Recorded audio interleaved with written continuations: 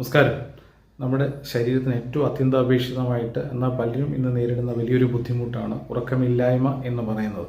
നമുക്കൊരു ദിവസം 8 തൊട്ട് 9 മണിക്കൂർ വരെ കൃത്യമായിട്ട് നമ്മൾ ഉറങ്ങിയില്ല എന്നുണ്ടെങ്കിൽ നമ്മളുടെ ശരീരത്തിൽ വലിയ ബുദ്ധിമുട്ടുകളുണ്ടാകും. പ്രത്യേകിച്ച് രാവിലെയൊക്കെ എഴുന്നേൽക്കുമ്പോൾ നമ്മൾ ഉറക്കത്തിൻ്റെ ക്ഷീണം ഉണ്ടാവും. വാഹനങ്ങൾ ഓടിക്കുമ്പോൾ ഉറക്കത്തിൻ്റെ ബുദ്ധിമുട്ടുണ്ടാവുകയും ചിലപ്പോൾ അപകടങ്ങളൊക്കെ വരെ സംഭവിക്കാനും സാധ്യതയുണ്ട്. അതേപോലെ തന്നെ ശാരീരികമായിട്ട് വലിയ ബുദ്ധിമുട്ടുകൾ ഉറക്കമില്ലായ്മ നമുക്ക് ഉണ്ടാക്കുന്നുണ്ട്. പ്രത്യേകിച്ച് ജീവിതശൈലി രോഗങ്ങളായിട്ടുള്ള ബ്ലഡ് പ്രഷർ, കൊളസ്ട്രോൾ, അതുപോലെ തന്നെ ഹൃദയ സംബന്ധമായ അസുഖങ്ങൾ, സ്ട്രോക്ക് ഉൾപ്പെടെയുള്ള അസുഖങ്ങൾക്ക് കാരണമായിട്ട് ഉറക്കമില്ലായ്മ കാണുന്നുണ്ട്. അതേപോലെ തന്നെ ഇപ്പോഴത്തെ പുതിയ പഠനം അനുസരിച്ച് ഡിമെൻഷ്യ, അൾഷിമേഴ്സ് പോലെയുള്ള അസുഖങ്ങൾക്കും ഉറക്കമില്ലായ്മ ഒരു പരിധിവരെ കാരണമായിട്ട് മാറുന്നുണ്ട്. നമുക്കറിയാം, നമ്മളുടെ ശരീരം വൃത്തിയായിട്ട് ക്ലീൻ ചെയ്യുന്നതും തലച്ചോറ് ക്ലീനൊക്കെ ആക്കുന്നതും തലച്ചോറിലെ ലിംഫാറ്റിക് സിസ്റ്റം എന്ന് പറയുന്ന അവസ്ഥയാണ്. ഇത് കൃത്യമായിട്ട് വർക്ക് ചെയ്യുന്നത് നമ്മൾ ഉറങ്ങുന്ന സമയത്താണ്. അതുകൊണ്ട് നമുക്ക് 8 തൊട്ട് 9 മണിക്കൂർ വരെ കൃത്യമായിട്ട് ഉറക്കം ഉണ്ടാകേണ്ടത് ശാരീരികമായിട്ടുള്ള മാനസികമായിട്ടുള്ള നമ്മളുടെ ആരോഗ്യത്തിന് വളരെ അത്യന്താപേക്ഷിതമായിട്ടുള്ള ഒരു കാര്യമാണ്. നമുക്ക് എങ്ങനെ കൃത്യമായിട്ട് ഉറങ്ങുവാനായിട്ട് സാധിക്കും? അത് സ്ലീപ്പ് ഹൈജീൻ സിസ്റ്റം എന്ന് പറയും. നമ്മൾ കിടക്കയിലേക്ക് ചെല്ലുമ്പോൾ തന്നെ അവിടെ നമുക്ക് ഉറങ്ങുന്നതിന് ആവശ്യമായിട്ടുള്ള ഒരു ആംബിയൻസ് ക്രിയേറ്റ് ചെയ്യുക എന്നുള്ളതാണ് പ്രധാനമായിട്ടുള്ള കാര്യം.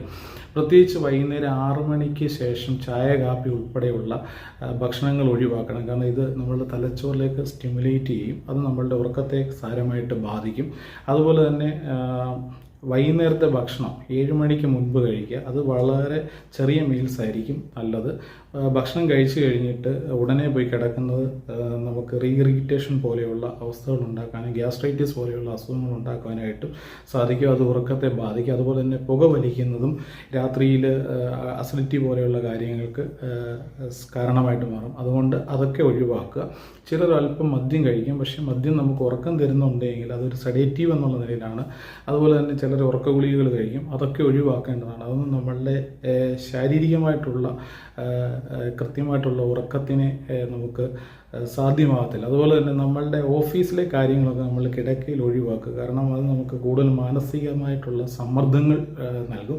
അത് നമ്മളുടെ ഉറക്കത്തെ ബാധിക്കും. പിന്നെ അതുപോലെ തന്നെ കിടക്കുന്നതിന് മുമ്പായിട്ട് ആരെങ്കിലുമായിട്ട് വാഗ്വാദങ്ങളൊക്കെ ഉണ്ടാക്കുന്നത് പരമാവധി ഒഴിവാക്കുക. കാരണം അത് നമുക്ക് കൂടുതൽ ഉറക്കമില്ലായ്മയാണ് നമുക്ക് തരുന്നത്. ശാരീരികമായ ബുദ്ധിമുട്ടിന് ഒരു വലിയ പരിധിവരെ കാരണമായിട്ട് തീരുകയും ചെയ്യും.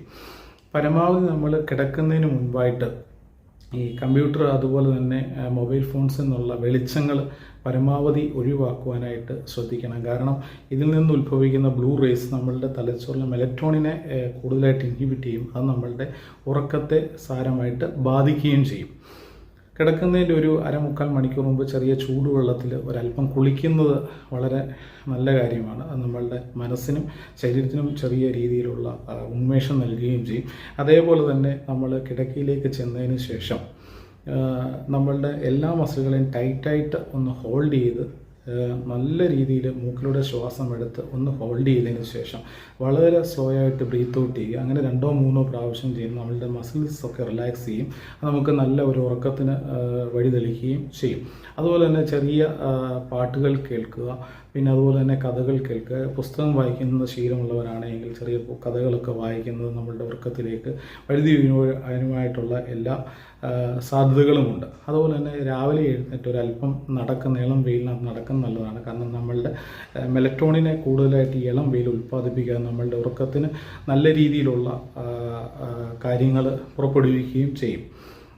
ആരോഗ്യമാണ് ഏറ്റവും പരമപ്രധാനമായിട്ടുള്ള കാര്യം. അതുകൊണ്ട് കിടക്കയിൽ നമ്മൾ നല്ലൊരു സ്ലീപ്പ് ഹൈജീൻ സിസ്റ്റം ക്രിയേറ്റ് ചെയ്യുക. എല്ലാവർക്കും ആരോഗ്യം നിറഞ്ഞ നല്ലൊരു ദിനം ആശംസിക്കുന്നു.